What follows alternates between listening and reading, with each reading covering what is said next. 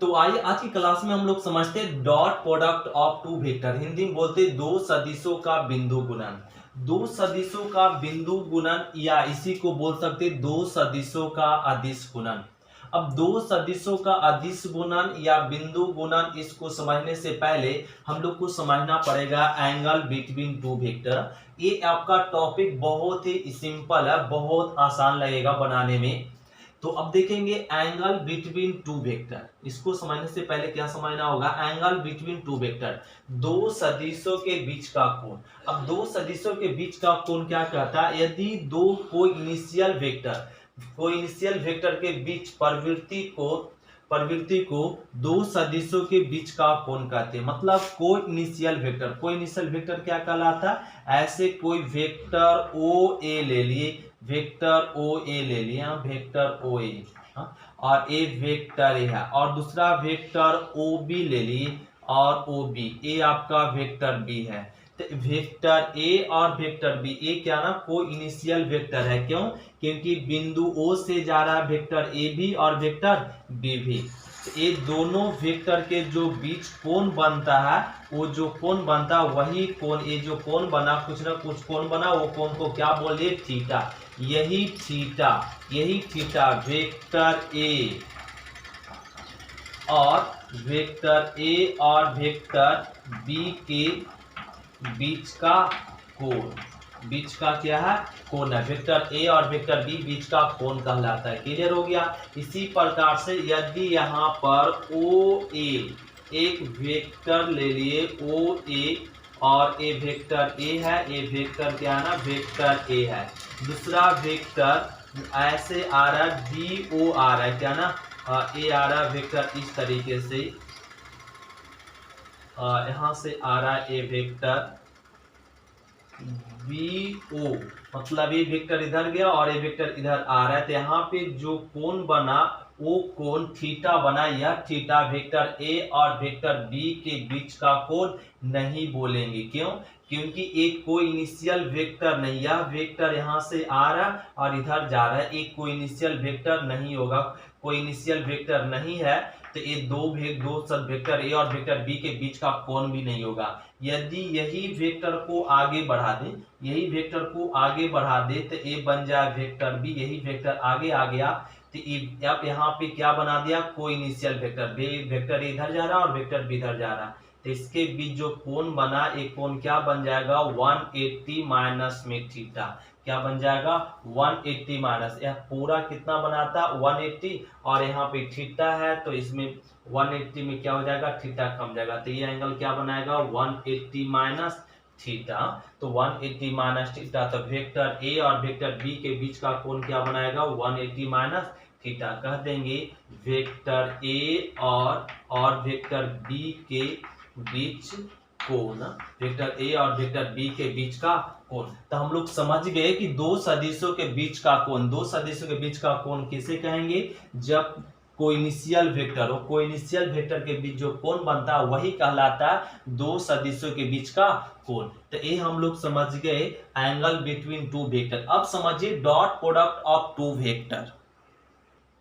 तो देखेंगे कि स्केलर प्रोडक्ट और dot product of two vector, दो सदिशों का अदिश गुणन या बिंदु गुणन किसे कहते वो समझते। तो दो सदिशों का अदिश गुणन या बिंदु गुणन कहा जाता है यदि दो सदिश राशि के गुणन का परिणाम, दो सदिश राशि के गुणन का परिणाम एक अदिश राशि हो, तब गुणन को दो सदिशों का बिंदु गुणन कहलाता। बिंदु गुणन को सूचित करते क्या से, बिंदु द्वारा। मतलब कोई दो सदिश राशि हो उसको गुणा करे, क्या करे, गुणा करे। गुणा करने के बाद जो रिजल्ट मिलता हो, वो जो परिणाम मिलता हो, वो परिणाम क्या हो, एक अदिश राशि। अदिश मतलब एक कांस्टेंट हो, तब वो गुणा क्या कहलाएगा, दो सदिश राशि का बिंदु गुणन कहलाता है। क्लियर हो गया कि दो सदिश राशि को जब हम लोग गुणा करेंगे, और गुणा जैसे वेक्टर ए और वेक्टर बी, दो वेक्टर को गुणा किए और दोनों वेक्टर को गुणा करने के बाद कोई कांस्टेंट मिल जाए, क्या मिल जाए, कोई कांस्टेंट नंबर में आ जाए और अदिश राशि मिले, तब हम लोग कह देंगे उसे क्या ना, बिंदु गुणन।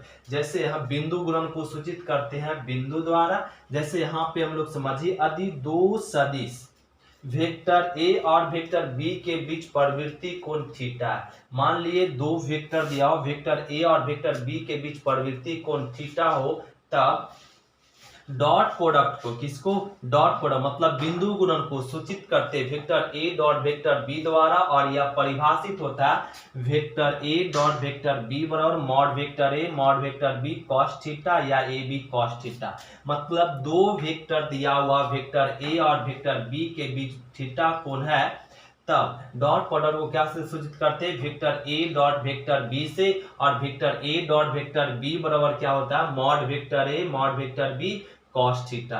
क्या होता है, vector A dot vector B बराबर mod vector A mod vector B cos theta. इसी को बोल सकते हैं ए बी कॉस थीटा। तो हम लोग समझ गए स्केलर प्रोडक्ट और डॉट प्रोडक्ट। स्केलर प्रोडक्ट या डॉट प्रोडक्ट बहुत ही सिंपल है। यदि दो सदिश राशि को गुना कर दे और गुना करने के बाद एक क्या अदिश राशि प्राप्त हो, क्या हो, अदिश राशि प्राप्त हो, क्या कहलाएगा, अदिश गुणन या बिंदु गुणन। अब हम लोग समझते हैं प्रॉपर्टीज ऑफ डॉट प्रोडक्ट। तो properties of dot product, dot product के हम लोग समझेंगे गुण। डॉट प्रोडक्ट की प्रॉपर्टीज क्या होता है, फर्स्ट प्रॉपर्टीज होता है डॉट प्रोडक्ट कर्ण विनिमय नियम का पालन करता है।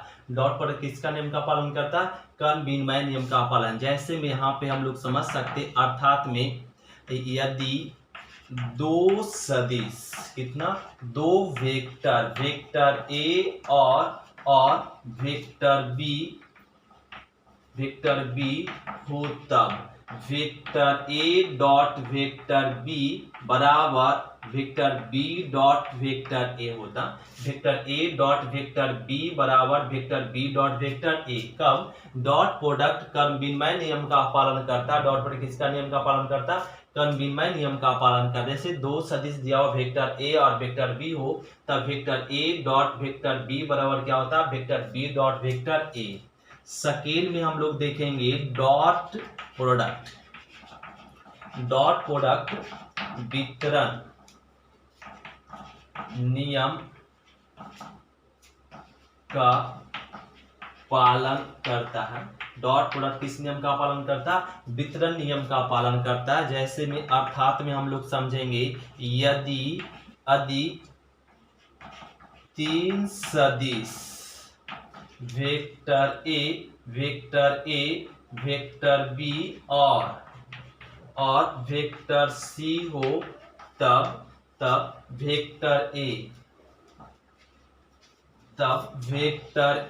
Dot vector B plus vector C बराबर vector A dot vector B plus में vector A dot vector C, ये हो जाएगा। यदि तीन सदिश दिया हुआ वेक्टर ए वेक्टर बी और वेक्टर सी हो, तब vector A dot vector B plus vector C बराबर क्या हो जाएगा, vector A dot vector B plus vector A dot vector C.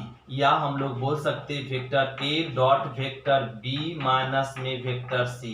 तो क्या हो जाएगा, वेक्टर ए डॉट माइनस में वेक्टर बी और माइनस में vector A dot vector C. ये प्रॉपर्टीज नंबर सेकेंड हो गया। अब हम लोग समझते हैं प्रॉपर्टीज नंबर थर्ड। ध्यान देंगे, कह रहा है जब दो सदिश वेक्टर ए और वेक्टर बी परस्पर लंब हो, तब कितना सदिश, दो सदिश वेक्टर ए और वेक्टर बी परस्पर लंब हो, तब vector A dot vector B बराबर 0 होता है। Vector A dot vector B बराबर 0 होता है। जैसे में यहाँ पे हम लोग समझेंगे कि vector A dot vector B बराबर 0 कैसे है, कैसे होता है 0। तो हम लोग जानते हैं वेक्टर ए परपेंडिकुलर है किसके, वेक्टर बी के। तो वेक्टर ए और वेक्टर बी के बीच एंगल कितना बनाएगा, 90 डिग्री। और vector A dot vector B का फॉर्मूला क्या होता है, mod vector A mod vector B cos theta, एक फॉर्मूला होता है। Vector A mod vector B cos theta का वैल्यू 90 डिग्री। तो cos 90 का वैल्यू क्या होता है, 0 होता है। तो 0 गुना समथिंग क्या हो जाएगा, 0। तो vector A dot vector B, तो vector A dot vector B बराबर क्या हो गया, 0। ये प्रॉपर्टीज नंबर 3 हो गया। अब हम लोग समझते हैं प्रॉपर्टीज नंबर 4। तो प्रॉपर्टीज नंबर 4 समझेंगे। प्रॉपर्टीज नंबर 4, यदि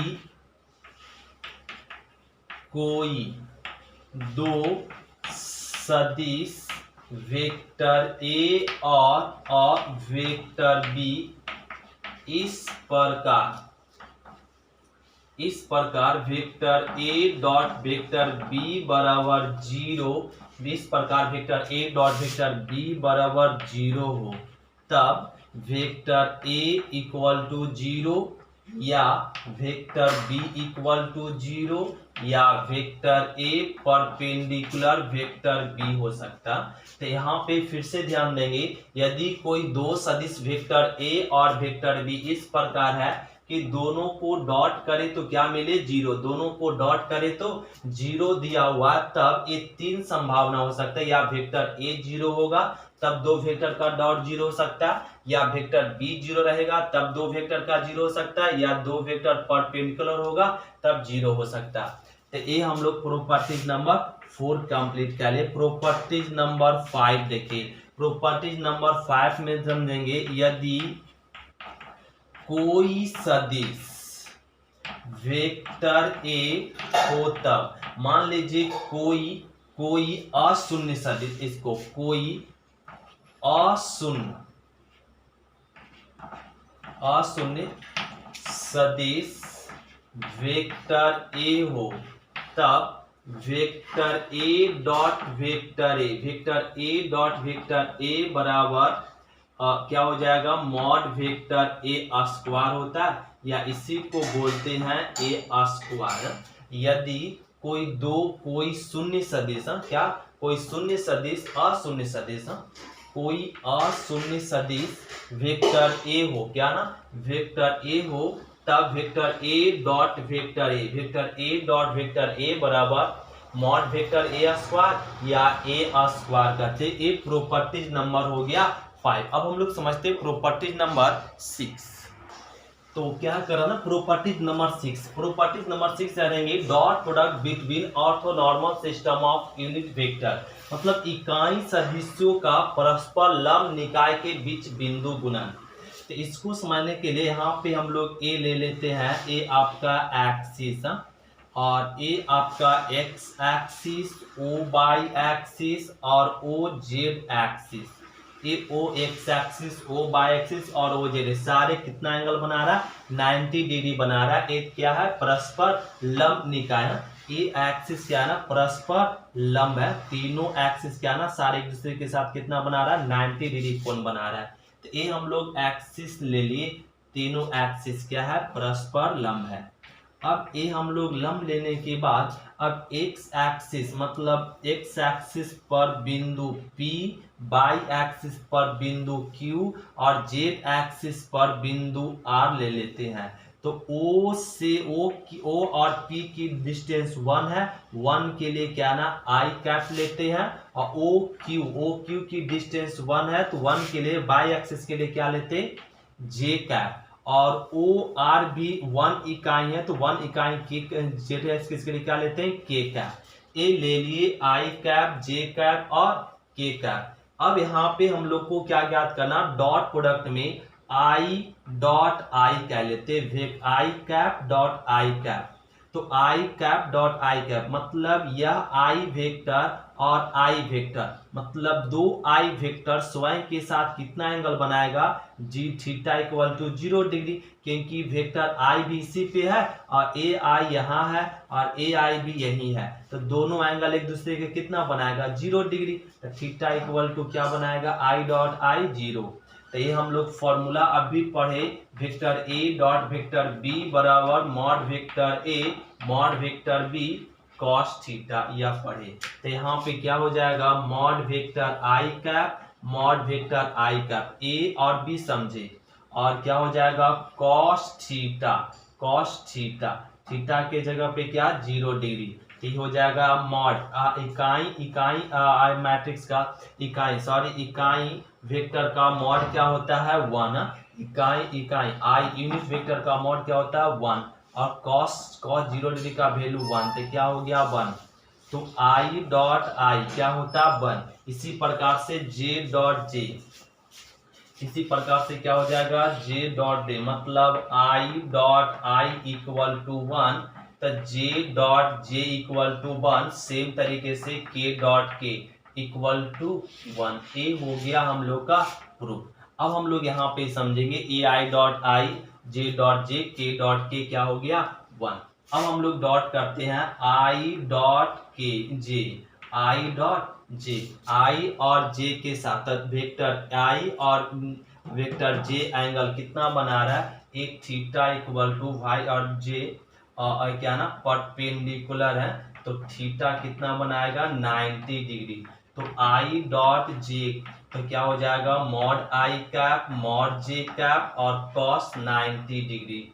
तो आई 1 और 1 इसका मैग्नीट्यूड 1 आ जाएगा, आई का मैग्नीट्यूड 1, कॉस 90 का वैल्यू 0 0। तो I cap dot J cap तो क्या आ गया 0। तो I cap dot J cap equal to 0। तो इसी प्रकार से जे डॉट के क्या ना जे डॉट के और के डॉट आई क्या के डॉट आई ये क्या वैल्यू मिल जाएगा 0। क्या वैल्यू मिल जाएगा 0। तो I dot J J dot के डॉट आई क्या वैल्यू 0, मतलब डिफरेंट के साथ डॉट कर दे तो वैल्यू क्या मिलता 0। तो ये हम लोग को इम्पोर्टेंट है, ये ध्यान में रखना पड़ेगा, तभी आपका क्या ना ये अगर याद रखते तो एग्जाम में ना 2 मार्क्स का क्वेश्चन तो 2 ऑब्जेक्टिव तो ऐसे बन जाएगा। आई डॉट आई 1 होता है, जे डॉट जे सेम के साथ डॉट कर देते वैल्यू 1 और डिफरेंट के साथ डॉट करते उसका वैल्यू क्या आता 0। ये प्रॉपर्टीज नंबर हो गया 6। अब हम लोग समझते प्रॉपर्टीज नंबर 7। तो प्रॉपर्टीज नंबर 7 देखेंगे हम लोग। यदि दो सदिश मान लेते हैं, यदि दो सदिश वेक्टर ए बराबर a1i plus b1j plus c1k और वेक्टर b बराबर a2i कैप प्लस में b2j कैप प्लस में c2k कैप हो, तब vector a dot vector b बराबर होता है vector a1 vector a2 plus में vector b1 vector b2 plus में c1 और c2 ये होता है। तो यहाँ पे जैसे में हम लोग यहाँ पे देखते हैं क्या ना वेक्टर a दिया हुआ a1i प्लस b1j प्लस में c1k और वेक्टर b दिया हुआ a2i कैप b2j कैप और c2k कैप ये दिया हुआ। अब इसको कह ले vector a dot vector b। तो वेक्टर a क्या गिवन है a1i cap plus b1j cap plus में c1k कैप और डॉट वेक्टर b लिख दीजिए a2i कैप प्लस में b2j कैप प्लस में c2k कैप ये लिख दिए। अब इसको डॉट कर दीजिए, i को ना यहाँ पर इसको vector a1 vector a2 i dot i ए वाला इसके साथ मल्टीप्लिकेशन कर दिए, फिर ये वाला टर्म इसके साथ, तो a1 और b1 a1 b2 i cap dot j cap ये हो गया, फिर ये वाला इसके साथ प्लस में a1 c2 i cap dot k cap. अब वेक्टर b1 को तीनों के साथ मल्टीप्लिकेशन करेंगे, vector b1 vector a2 j cap dot i cap j cap dot i cap plus में vector b1 vector b2 j cap dot j cap ये हो गया, और प्लस में वेक्टर b1 वेक्टर c2 तो j cap dot k cap plus में इसको multiplication करेंगे c1a2 k cap dot i cap plus में c1b2 k cap j cap plus में c1c2 k cap dot k cap A हो गया। ए multiplication कर देते a1 a2 i dot i क्या होता है 1 अभी समझे, अब प्लस में a1 b2 i dot j क्या हो जाएगा 0 प्लस में यहाँ पर i डॉट के डिफरेंट के साथ क्या होता है मल्टीप्ली डॉट 0 तो ये 0 और j डॉट i क्या मिलेगा 0 j डॉट j1 तो यहाँ पे क्या मिल जाएगा b1 b2 j dot k क्या मिल जाएगा 0 k डॉट आई क्या 0, डिफरेंट के साथ डॉट 0, और यहाँ भी डिफरेंट के साथ डॉट क्या 0, सेम के साथ डॉट k 1, तो C1 C2, तो क्या आ गया vector sorry A1 A2 plus में B1 B2 प्लस में C1 C2, ये हो गया vector A dot vector B।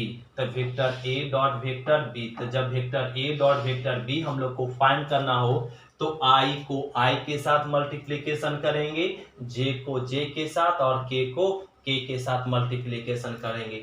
जैसे में यहाँ पे आपको एक एग्जांपल से समझाते, दो वेक्टर का डॉट, जैसे यहाँ पे लेट क्या लेते हैं, वेक्टर A बराबर दिया हुआ 2i 3j और 4k कैप, और वेक्टर B लिख लेते हैं आपका 3i प्लस में 2j प्लस में 2j प्लस में k, ये वेक्टर ले लिए और हमें ज्ञात करना vector A dot vector B। तो वेक्टर A लिख दीजिए 2i कैप 3j कैप और 4k कैप, और डॉट वेक्टर B लिख लेंगे 3i cap 2j cap plus में क्या k कैप, और डॉट कर दीजिए i को i के साथ 3 दूना 6, j को j के साथ 3 दूना 6 और k को k के साथ, और यहाँ पे आ जाएगा 4 गुना 1 4।